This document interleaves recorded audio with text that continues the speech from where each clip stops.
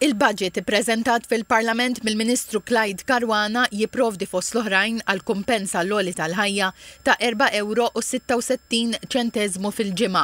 Il-budget jalloka żieda ta' €120 miljun fil-benefiċċji soċjali.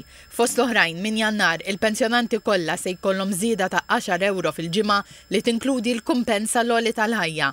Mal-85,000 familja u persuni singoli se jerġgħu jirċievu l-kola addizzjonali b'nefqa ta' aktar minn €60 miljun.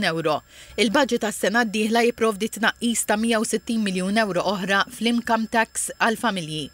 Il-budget qed iżid żewġ faxex ġodda ta' taxxa għal familji b'wild wieħed u għal familji b'żewġ tuliet. B'dan it-tnaqqis kull familja b'luliet se tara tnaqqis fl-income tax bl-ikbar tnaqqis se jkun għal familji b'żewġ tuliet jew aktar. It-tnaqqis se jsir fuq medda ta' 3 snin, imma fl-ewwel sena it-tax cut se tkun aktar b'saħħitha mit-tax cut tal-budget għal din is-sena. It-tnaqqis fl-income tax għal familja bit-tfal jista' jlaħħaq l-€10,000 taxxa fis-sena għal kull ġenitur.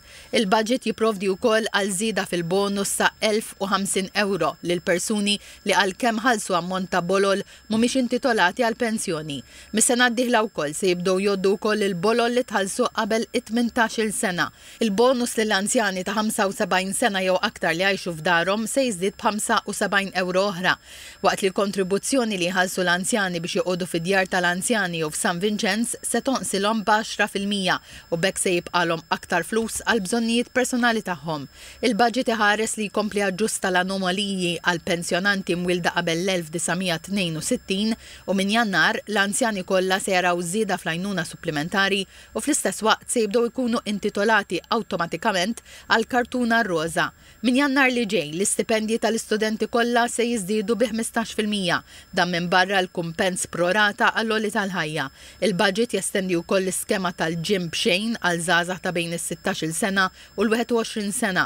Mis-sena d-dieħla lotja lill-istudenti għawċin se tiżdied għal €280 fix-xahar.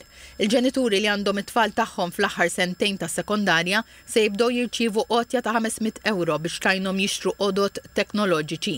Fl-istess waqt tħabbret żieda means tested ta' €250 fiċ-Children's Allowance għal kull wild, żieda ta' €75 fl-in-work benefit u żieda ta' €500 fil-bonus għal kull wild ġdid u żieda fil-carers grant biex tkun nofs il-paga minima. Dan huwa r-raba' budget infila f'din il-leġislatura li ma fih ebda taxxa ġdida jew żidiet fit-taxxi. Il-budget alloka fond ta' €100 miljun biex jgħin lin-negozji biex jagħmlu l-qabża diġitali. Wara konsultazzjoni mal-imsieħba soċjali minflok tnaqqis fit-taxxa korporattiva, il-Gvern alloka €4 miljun f'tax credits biex jgħin lin-negozji. Tabbar ukoll li l-Gvern se joħroġ sussidju ta' 65% meta employer iżid il-paga tal-ħaddiema li jkunu ilhom miegħu 4 snin. F'għawdex il-Gvern se jħallas €8 minn kull €10 għaż-żieda fil-paga li jingħataw il-ħaddiema fis-settur privat. Fid-diskors tal-budget ħabbru miżuri u inizjattivi oħra fosthom dwar il-proprjetà biex aktar nies isiru sidien ta' djarhom.